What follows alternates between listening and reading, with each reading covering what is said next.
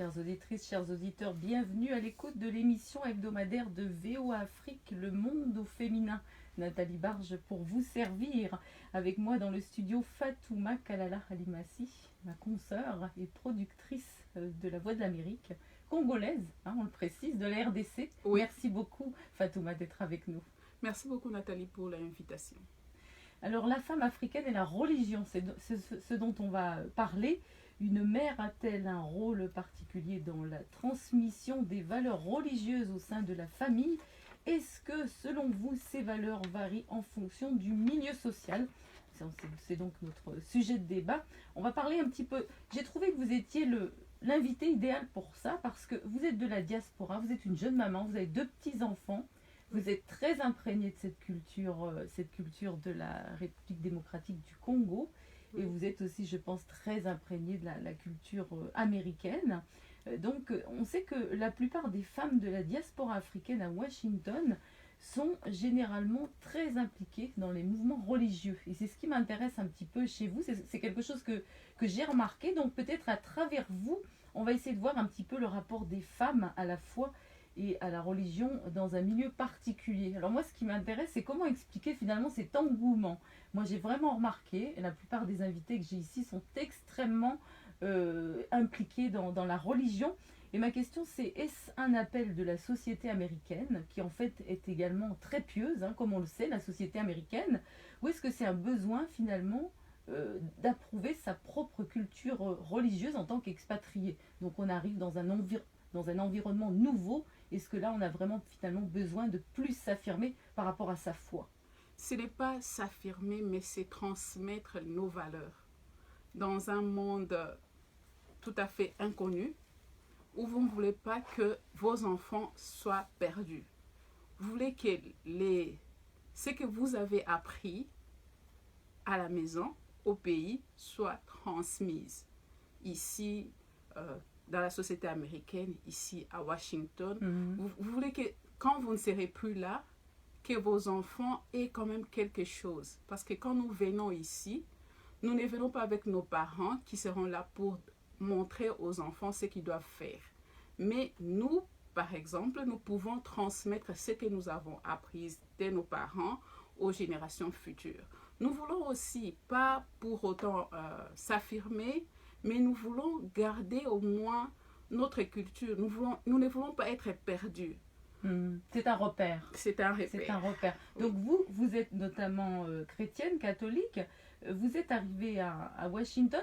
En fait, je me demandais si, lorsque vous êtes arrivée, est-ce que vous êtes allée directement, je ne sais pas, dans la petite église de votre propre quartier, ou est-ce que vous êtes arrivée avec des connaissances et on vous a dit il faut aller dans telle église, il faut voir telle personne, c'est la communauté congolaise, etc. Je suis allée directement dans l'église du quartier. Mais ce qui était Sans difficile, hésiter. sans hésiter. Ce qui était difficile, c'était de s'intégrer. Ouais. Il y avait barrière de langue. Nous savons prier en français, en lingala. Mais arrivé aux États-Unis, immédiatement, je ne pouvais pas prier en anglais. Donc c'était au moins une façon, nous voulions au moins prier comme nous le faisions à la maison, au pays. Alors nous sommes formés, rassemblés en tant que Congolais et en tant qu'Africains. Nous voulons aussi que l'Église américaine puisse admettre, puisse aussi autoriser que nous continuions à prier comme on le faisait, comme on était au pays. Donc ce qui veut dire que c'est différent. La manière de prier, il y a des petites différences, c'est ça? Exactement, il y a des différences.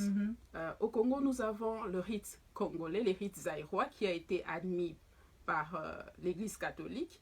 Mais ici, on ne le connaissait pas. Alors, il fallait expliquer aussi à l'Église catholique américaine comment on fait, comment nous prions, comment ce rite zaïrois s'est fait. Alors, il faut leur montrer. Alors, il faut apprendre aux enfants comment on le fait. Il faut leur dire qu'on ne commence pas par la rémission des péchés. On le fait après avoir écouté la parole. On a dit qu'ici, vous allez présenter les offrandes juste comme cela. Mais au Congo, on ne le fait pas comme ça. Pour offrir des offrandes, il faut danser, on amène la danse. Donc tout ceci, là, il fallait expliquer pourquoi nous sommes arrivés à cela. Est-ce que ça veut dire créer aussi sa propre église? Nous n'avons pas créé une propre église, mais en tant que Congolais, on a nous allons vers les responsables de l'Église catholique ici à Washington. Oui. Nous leur présentons comment nous voulons prier, comment nous voulons aussi intégrer les autres membres qui viennent, qui ne se sentent pas déboussolés quand ils viennent. Parce que tu sais, quand tu vas dans un pays étranger, tu es déboussolé, tu ne sais même pas comment t'intégrer. Alors nous voulons garder le nôtre parmi dans l'église et qui ne se perdent pas, qui se sentent quand même en famille.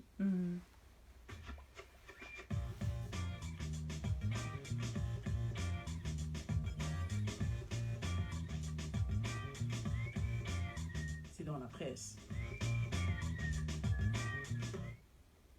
Le pape François a appelé les pèlerins venus place Saint-Pierre pour la cérémonie de l'Angélus à être toujours joyeux, même quand les événements ne vont pas dans le sens que l'on souhaite. Il a souligné l'importance de tenir les enfants à l'écart des disputes entre adultes. Quand ils sont témoins de parents qui se disputent, ils souffrent. Ne les rendez pas tristes, a-t-il estimé après avoir rencontré des jeunes défavorisés.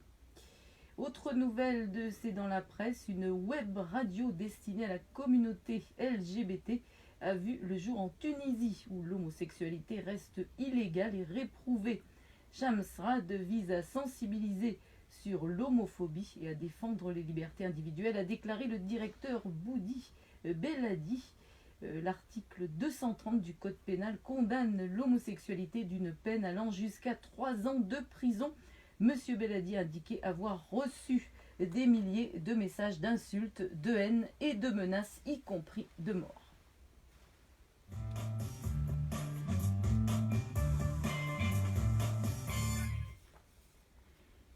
Fatouma, le rôle du conjoint. En fait, ma question, c'était donc la femme et la religion. Est-ce que, je vais vous poser une question un petit peu, pas une question piège, mais une question intéressante. Est-ce que votre époux est catholique, j'imagine? Il est catholique, voilà. Il a été le président des catholiques africains ici aux États-Unis. Voilà, donc très catholique, on va dire. Oui. Voilà. Est-ce que vous auriez pu épouser un homme qui n'aurait pas été catholique, qui aurait été musulman, ou voire même athée? Je ne sais pas. Si cela devrait se présenter, je ne sais pas. Mais en venant ici, j'étais très impliquée au Congo avant de venir aux États-Unis. Mes responsables à l'église m'avaient présenté cela comme une inquiétude. Ils m'avaient dit, Fatouma, quand tu vas là-bas, ne te perds pas. Il faut rester dans la religion. Et je suis arrivée et j'ai rencontré quelqu'un qui était aussi très impliqué dans l'église. Donc c'est là que vous avez rencontré votre époux. C'est aux États-Unis, non? Oui. Je l'ai rencontré ici aux États-Unis, même si on se connaissait avant au Congo, on s'était vu au Congo, mais ici aux États-Unis qu'on a commencé. Oui. Il était très impliqué et je l'accompagne quand il y a des manifestations, même si je ne suis pas physiquement présente, mais dans les coulisses, je suis toujours là avec lui. Et si l'on pouvait comparer un petit peu, vous avez parlé tout à l'heure de cette manière, vous disiez à la zaïroise, je ne sais plus, cette manière de... Le rite zaïrois. Oui. Est-ce qu'il y a quelque chose de particulier en relation avec la religion catholique en RDC, d'où vous venez, qui ferait que les femmes soient particulièrement impliquées dans cette religion? Ce n'est pas que les femmes sont particulièrement impliquées dans la religion catholique, elles sont plus chrétiennes. Vous savez que les femmes, nous sommes les piliers de la famille. Alors nous voulons soutenir nos familles ici aux États-Unis et aussi dans la religion, parce que quand nous sommes perdus, nous n'avons qu'un autre souhait, un autre soutien, c'est que l'Église, c'est là-bas que nous nous tournons. Et surtout pour nous... quand nous venons dans un pays étranger, ce sont plus les femmes qui viennent avec leurs enfants. Elles sont plus seules avec les enfants, donc elles se tournent plus à l'église pour bien éduquer les enfants. Et pour aussi, comme je le disais au début, pour faire passer le message et le garder hors de trouble, que nous avons aussi constaté ici en Amérique. C'est la grande crainte, ça. C'est la grande crainte. Vraiment, la religion, ça aide beaucoup. C'est un soutien. C'est un soutien et ça épargne beaucoup de dégâts, surtout pour les enfants. Les garder dans l'église pour ne pas qu'ils ne se troublent pas dans la rue. Oui. Parole de femme.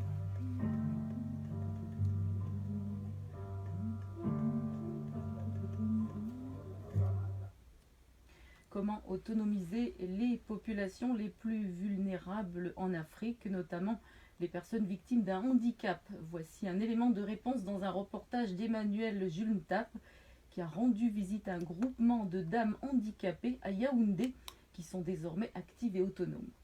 C'est au lieu dit Escale Manguier qu'est implanté Handicap Home. Une vingtaine de femmes handicapées formées à divers métiers ont été regroupées sur le site. Marie-Crescence Epi vit avec un handicap. Elle est aussi déléguée de Handicap Home à Yaoundé. Papa Roger Mila nous a offert 16 ateliers. On ne paie ni loyer ni courant. Nous sommes libres de nous-mêmes. On travaille selon les commandes. Ces femmes handicapées occupent des conteneurs soigneusement aménagés en salon de coiffure, restaurant boutique, atelier d'artisanat et de couture. Corinne et Christelle, les deux plus jeunes de l'atelier de couture, reviennent de loin. La petite couture là, donc, ça m'aide à gérer mes petites choses que j'en ai besoin.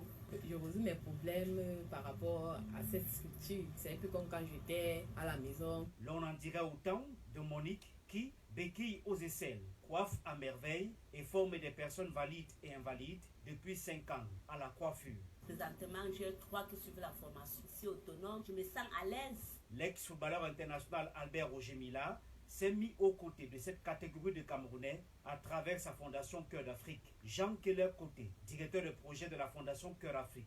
Nous avons une grosse composante orphelins enfants vulnérables. Nous avons une composante enfants de la rue. Nous avons les personnes âgées. Nous avons une importante composante de personnes handicapées. Nous avons de façon spécifique les anciens sportifs en situation de vulnérabilité. Voilà, vous pouvez suivre ce reportage d'Emmanuel Julntap dans son intégralité sur voaafrique.com.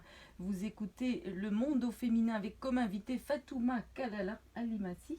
On parle de la religion, du rapport des femmes avec la religion, particulièrement en Afrique, particulièrement dans le cas de la diaspora, quand on vient d'un autre univers et qu'on arrive par exemple dans une ville comme Washington, qui est du reste très particulière, qui est... on va dire, les États-Unis, c'est connu, c'est les protestants qui sont, on va dire, majoritaires. Oui. Donc du coup, je ne sais pas si dans votre milieu en RDC, vous étiez peut-être majoritaire ou je ne sais pas, on sait qu'il y a beaucoup de musulmans aussi également dans certaines régions, mais lorsque vous arrivez ici, vous êtes minoritaire en fait. Oui, en fait, nous sommes minoritaires quand nous arrivons ici aux États-Unis. La première des choses, c'est la langue, qui est une barrière. Ouais. Et quand nous sommes arrivés, les catholiques, facilement, ils se perdent. Parce que nous ne savons pas nous intégrer dans l'église catholique, là où c'est l'anglais qui prime pour les francophones. Et les protestants, dans leur cas, c'est facile. Ils forment des petits groupes et facilement, tu vois, il y a des groupes qui se forment, des nouveaux pasteurs qui naissent et facilement, on les intègre. Mais les catholiques, il faut aller... c'est hiérarchisé. Donc, tout doit être hiérarchisé. Vous ne pouvez pas créer une église seulement de catholiques si vous n'avez pas eu une autorisation. Donc, là, on se perd facilement. C'est difficile de voir un catholique se tourner en protestant que d'un protestant se tourner en catholique. Donc, là, on se perd facilement, mais nous tenons le coup. Et les enfants, tout à l'heure, vous avez parlé des enfants. Un petit peu la même chose, le même genre de question que je vous avais posé par rapport à votre époux. Les enfants, donc vous les élevez bien dans la tradition catholique, mais si plus tard ils vous disaient mais je veux changer de religion, je veux devenir musulman, je veux devenir bouddhiste ou je ne crois pas en Dieu ou autre, comment est-ce que vous réagiriez par rapport à ça ? Ils sont libres, mais nous essayons de notre mieux pour les moments qui sont encore sous notre éducation. Nous essayons aussi de leur montrer le chemin. Donc, quand ils seront adultes, ça sera à eux de choisir, comme à nous aussi. Nos parents ont fait leur travail, ils nous ont montré le chemin. Nous sommes restés dans la religion catholique, mais il y en a dans ma famille, grandi dans l'église catholique, mais à présent, ils ne sont plus catholiques, ils ont embrassé d'autres... Ah oui. Donc, c'est... On peut parler du petit garçon. Vous m'aviez expliqué que le petit garçon, il aime beaucoup lire la Bible. Il est tout petit, il a 5 ans, c'est ça ? Il est tout petit, il a 5 ans. Et en fait, c'est un fervent lecteur, mais pas seulement de la Bible. Finalement, il adore lire, mais c'est un petit peu grâce à la Bible, en quelque sorte. Grâce à la Bible, ça, je ne sais pas. Il était frustré parce qu'il ne savait pas encore lire parmi un de ses amis à 4 ans qu'on savait lire. Je lui ai dit que c'est pas difficile, tu pourras le faire. On a commencé et à 5 ans maintenant, il les lit. Chaque soir, il est là devant sa Bible, il me lit chaque soir. Et puis il choisit. Il me dit, maman, aujourd'hui je veux lire ça. L'histoire de la femme sage. Donc en fait, c'est des histoires qui l'intéressent. Ce sont des histoires qui l'intéressent, mais il est très vraiment passionné à la lecture. Ça. Et puis il y a une autre chose. Quand j'étais au pays, notre papa chaque jour nous bénissait. La nuit avant de dormir. Signe de la croix sur le front. Et quand nous sommes mariés, j'ai dit à mon mari, tu sais, on doit faire passer ça aux enfants. Nous devons le faire. Avant de dormir, ils ont droit à une bénédiction. Et je vois mon petit aussi le faire à sa sœur et bénir sa sœur. Donc, j'ai dit que nous avons au moins accompli quelque chose. Si nous pouvons faire passer quelque chose que nous avons reçu de nos parents aux enfants, et ça, c'est au moins accompli ici aux États-Unis, dans un monde tout à fait. Et là, c'est un très bon exemple. En tant que maman, vous avez fait passer, vous avez transmis donc la tradition finalement. Oui, la tradition du pays à travers votre papa. Tout à fait.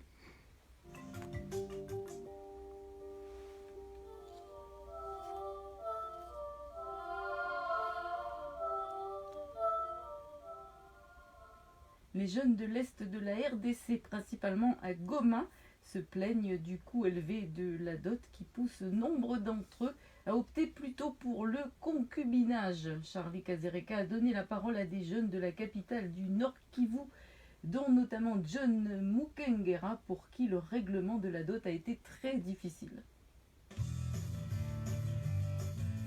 Si jeunesse pouvait.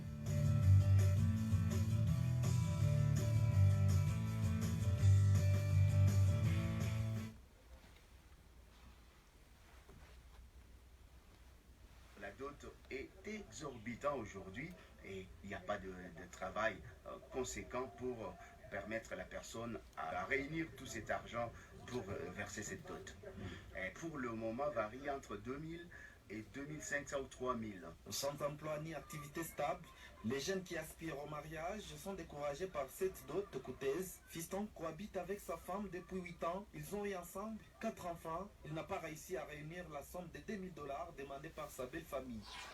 Non, moi je n'avais pas donné la dot normalement. Cette dernière a véritablement perdu sa valeur. Elle est devenue un fonds de commerce. On a donné plus d'importance à l'argent. La somme qui m'a été demandée était trop lourde pour moi. Je n'ai pas de travail.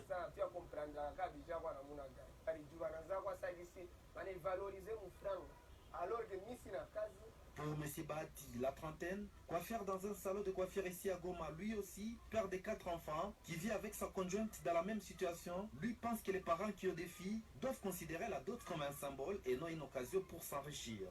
L'affaire de la dot est devenue anormale.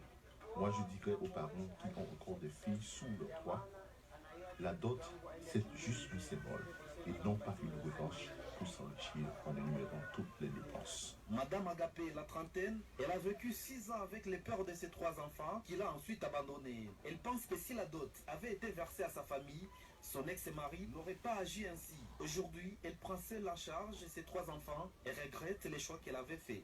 La dot donne de la valeur à la femme et pour les hommes, le fait de donner la dot à ta belle famille ne veut pas dire que tu as le droit de maltraiter ton épouse. Alors, quelle valeur peut-on donner à la dot ?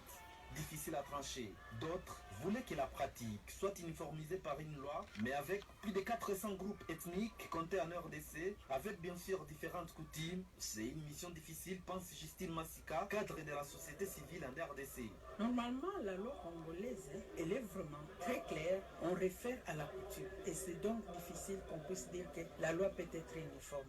Et je crois que c'est à nous, de la société civile, de sensibiliser tout le monde pour qu'ils sachent que la dot, c'est vraiment un symbole.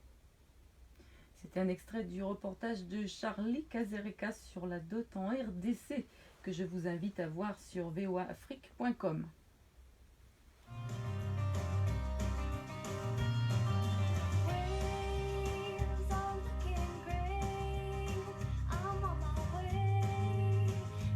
Et oui, et si la jeunesse pouvait.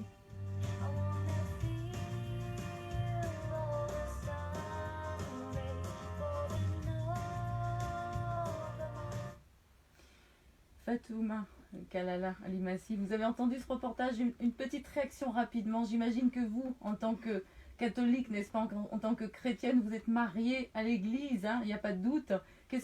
Comment vous réagissez finalement par rapport à cela?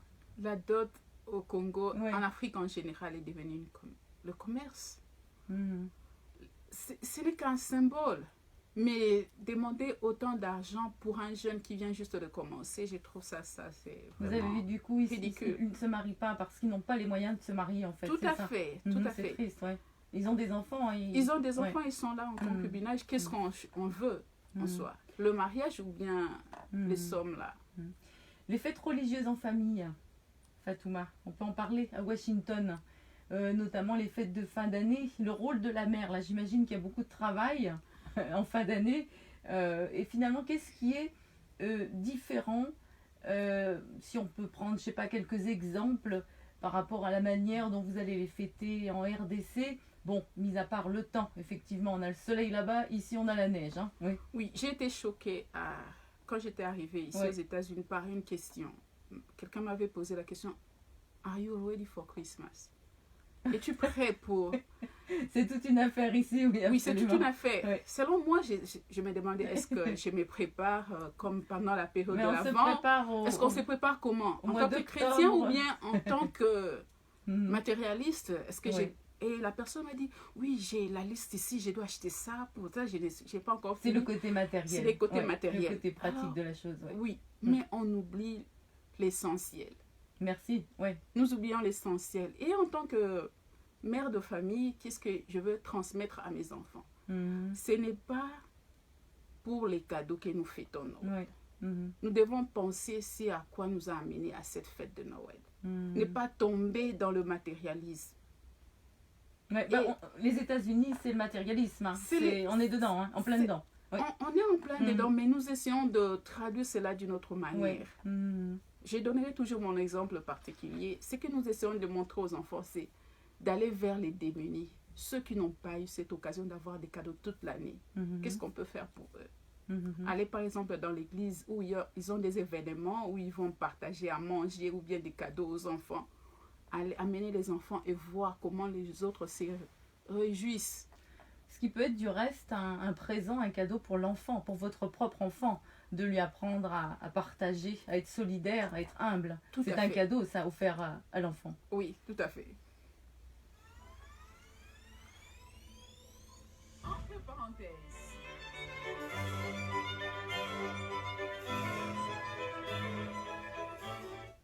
Le 13 décembre 2017, la Cour militaire du Sud Kivu en RDC a rendu son verdict dans le procès de 20 personnes accusées de meurtre et viol de 42 petites filles à Kavumu, à des fins fétichistes. Les prévenus sont présentés comme des membres de la secte Djeshi la Yesu, qui signifie armée de Jésus en Kishwali. 12 ont été condamnés à la peine de servitude pénale à perpétuité. À l'issue du verdict, notre correspondant Ernest Mouero a tendu son micro à maître Charles Chichoura, porte-parole du collectif des familles des victimes. Mon sentiment, c'est le sentiment des parents des victimes.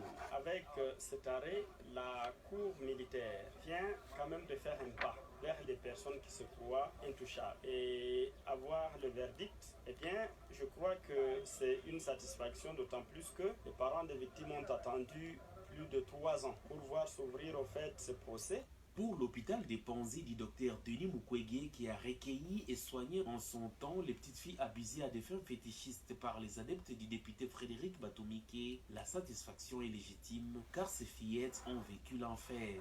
Docteur Antoine Fondiko, médecin-chef de staff de l'hôpital des Panzi. Comme personnel soignant, c'est un sentiment de satisfaction parce que ce que nous avons vu, on ne l'a jamais vu ailleurs. Des destructions des organes génitaux des enfants. Quelle mère de famille peut accepter que sa petite fille soit abusée de cette sorte-là? C'est une bonne chose que les auteurs de ces actes ignobles soient punis. Je pense que c'est un signal fort pour tous ceux qui s'adonnent à ces actes. Certains habitants de Kavumu ne cachent pas leur satisfaction. Par rapport au problème des viols et violences, surtout sur les enfants, le travail a été accompli. C'est une joie immense parce que la population attendait seulement les résultats. Vraiment, nous en sommes fiers. Vraiment, l'ambiance est à gogo. Vous-même, vous êtes témoin parce qu'on a déniché les malfaiteurs. On vient de l'école. Retrouvez le résumé de ce verdict rendu le 13 décembre à Kavumu en RDC dans un reportage d'Ernest Mouero sur voaafrique.com.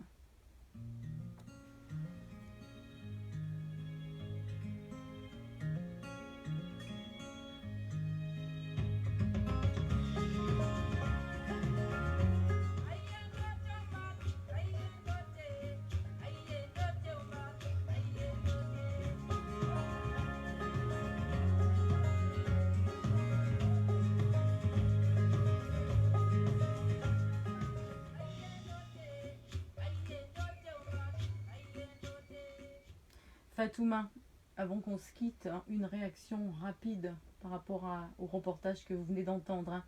Hein. Les gens qui utilisent la religion hein, pour justifier des violences inouïes. C'est vraiment inimaginable de voir tout ce qu'ils accomplissent pour la cause d'une religion. Nous voyons cela avec les musulmans aussi, aller s'évanger, ça c'est ignoble. Je m'imagine en tant que mère, toi si tu as une fille, et savoir qu'il y a des gens qui ont abusé de ta fille mineure, très jeune. Quel est le sentiment? Qu'est-ce qu'ils vont accomplir en cela? Fatouma, est-ce que vous pourriez envisager, dans un futur très lointain, une religion universelle? Une seule religion? On dit toujours qu'il y a un seul Dieu et il y a plusieurs religions. C'est ça. Oui. Il n'y a qu'un seul Dieu. Pourquoi se partager? Pourquoi aller... Donc vous seriez pour? Je suis pour. Mais si c'était tout autre chose que le catholicisme ou que l'islam ou que le bouddhisme ou que l'animisme, si on donnait un autre nom à cette religion, ça vous plairait? Oui, ça me plairait parce que je me dis, nous tous, nous visons seulement un seul Dieu.